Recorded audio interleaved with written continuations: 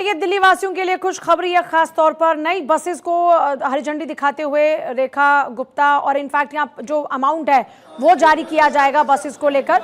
और इससे जाहिर तौर पर जो बसेस हैं उसमें लोगों को राहत मिलेगी, क्योंकि बेटर कनेक्टिविटी पर लगातार सरकार काम कर रही है। तो अभी बसेस को लेकर ये बड़ा अपडेट है। जब हम सब यहाँ उपस्थित, आज जैसा आप सबको विदित है कि हम 300 नई इलेक्ट्रिक बसेस का शुभारंभ माननीय मुख्यमंत्री महोदय के कदमों से करेंगे। साथ ही एक नए इंटर स्टेट रूट नानकसर से गाजियाबाद की बस सर्विस, डीटीसी का जो अपना मुख्यालय है अभी माननीय मुख्यमंत्री महोदय ने शिलान्यास किया है। और साथ में अंतर्राज्यीय रूट पर बसों को हरी झंडी दिखाएंगी मुख्यमंत्री। डीटीसी के बहुमंजिला मुख्यालय की आधारशिला भी सीएम रखने वाली है इस मौके पर। तो दिल्ली की मुख्यमंत्री रेखा गुप्ता दिल्ली गाजियाबाद के लोगों को बड़ी परिवहन सौगात देने वाली है ई बसेस, जो कि दिल्ली गाजियाबाद के लोगों को राहत पहुंचाएंगी। दिल्ली के लिए 300 नई इलेक्ट्रिक बसेस को हरी झंडी दिखाएंगी। नानकसर से गाजियाबाद के बीच चलने वाली ये अंतर्राज्यीय बस सेवा, इसकी शुरुआत होने वाली है। इसके अलावा 12,877 ईवी वाहन मालिकों को सब्सिडी के रूप में करीब 24 करोड़ रुपए की राशि डीबीटी के माध्यम से भी जारी की जाएगी। दिल्ली के दिल्ली परिवहन निगम के आईपी डिपो में आयोजित कार्यक्रम में मुख्यमंत्री निगम के नए बहुमंजिला मुख्यालय का शिलान्यास भी करेंगी। और मेरे साथ अक्षय जुड़ गए हैं। अक्षय, एक बड़ी राहत दिल्ली और गाजियाबाद के लोगों के लिए, अंतर्राज्यीय बसेस जिन्हें आज रवाना करेंगी सीएम रेखा गुप्ता और राशि भी करेंगी जारी। और देखिए, बड़ा कार्यक्रम रखा गया है और दिल्ली परिवहन निगम का ये एक तरफ से देखा जाए तो ड्रीम प्रोजेक्ट है। गाजियाबाद और दिल्ली नानकसर का बेसिकली अंतर्राज्यीय जो बस सेवा का लोकार्पण अभी किया गया है और कुछ देर में रेखा गुप्ता संबोधित करते हुए दिखेंगी।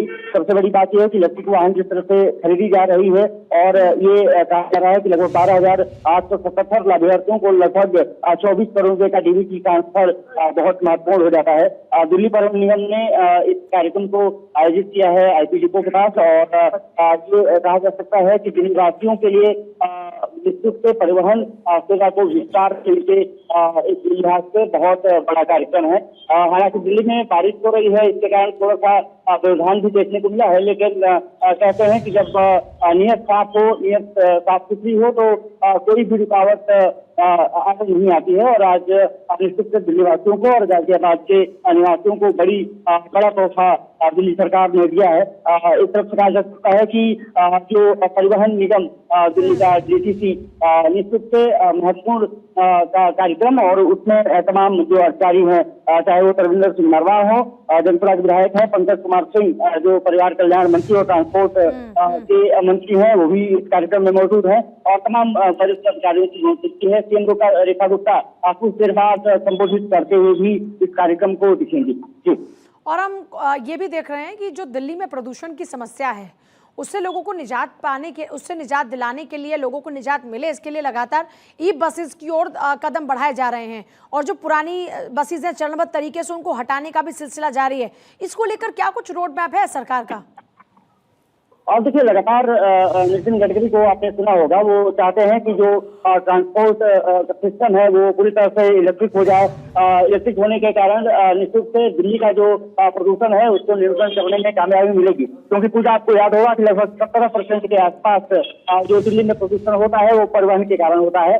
तो बसेस अगर ज्यादा इलेक्ट्रिक होंगी तो निश्चित से रोकथाम में, प्रदूषण में, नियंत्रण में कहीं न कहीं कामयाबी सरकार को मिल सकती है। लेकिन एक पहलू है, क्योंकि और जैसे परिवहन है, चाहे निजी गाड़ियां हो, अगर उससे नहीं लगाई गई, क्योंकि लाखों जो गाड़ियां हैं वो बाहर से एंट्री दिल्ली में करती हैं, चाहे गाजियाबाद, नोएडा या फिर हरियाणा, राजस्थान की तरफ से आती है, तो उस पर भी रोक लगाने की जरूरत है। और जो इस तरफ से कहा गया था कि BS4 और BS3 के वाहन नहीं चलेंगे, उस पर जब तक पाबंदी नहीं रहेगी तब तक बहुत ज्यादा असर पड़ता हुआ दिखेगा, ऐसा नहीं है। लेकिन सरकार की कोशिश यही है कि प्रदूषण को मिनिमाइज किया जा सके और इसीलिए आपने देखा होगा कि दिल्ली की सड़कों पर अधिकतर बसें पूरी तरह से इलेक्ट्रिक आपको दिखाई देती है।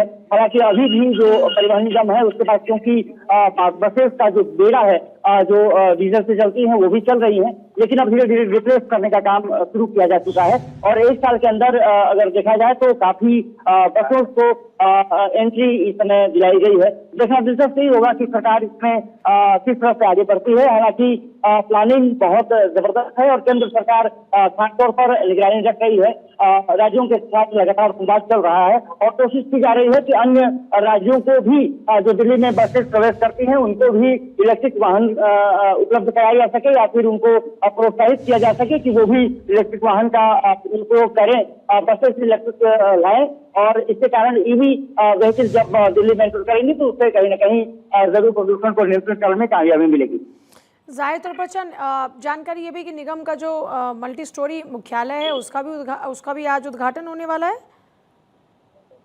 तो बिल्कुल सबसे बड़ी बात हो रही है कि दिल्ली परिवहन निगम का जो कार्यालय का शिलान्यास है उसको भी किया जाना है और एक बड़ी बिल्डिंग बनाई गई है, बड़े टर्मिनस बनाया गया है जिससे कि बसेस गाजियाबाद, मेरठ और इसके अलावा नोएडा की तरफ मूव करेंगी। दिल्ली में भी बसेस का संचालन होगा। आपने देखा होगा कुछ दिन पहले देवी नाम का एक व्हीकल लॉन्च किया गया था, मिनी बस लॉन्च की गई थी और वो दिल्ली की सड़कों पर खास करके सकरी गलियों में क्योंकि पतली बसेस हैं और उसको मूव कराया जाता है। कहीं ना कहीं लोगों को छोटे जो वाहन इस्तेमाल करने पड़ते थे अब कम करना पड़ रहा है। तो कई कोशिश सरकार की यही है, रेखा गुप्ता सरकार की, कि ज्यादा से ज्यादा जो सड़क परिवहन है उसको बेहतर किया जा सके और निजी वाहन से लोग कम चल सके ताकि प्रदूषण में नियंत्रण स्थापित किया जा सके। इसके लिहाज से ये जो कार्यक्रम है काफी महत्वपूर्ण होने जा रहा है। जाहिर तौर पर कार्यक्रम बहुत ही महत्वपूर्ण होने जा रहा है। बहुत शुक्रिया अक्षय आपका फिलहाल पूरी जानकारी के लिए। और कार्यक्रम का आगाज हो चुका है।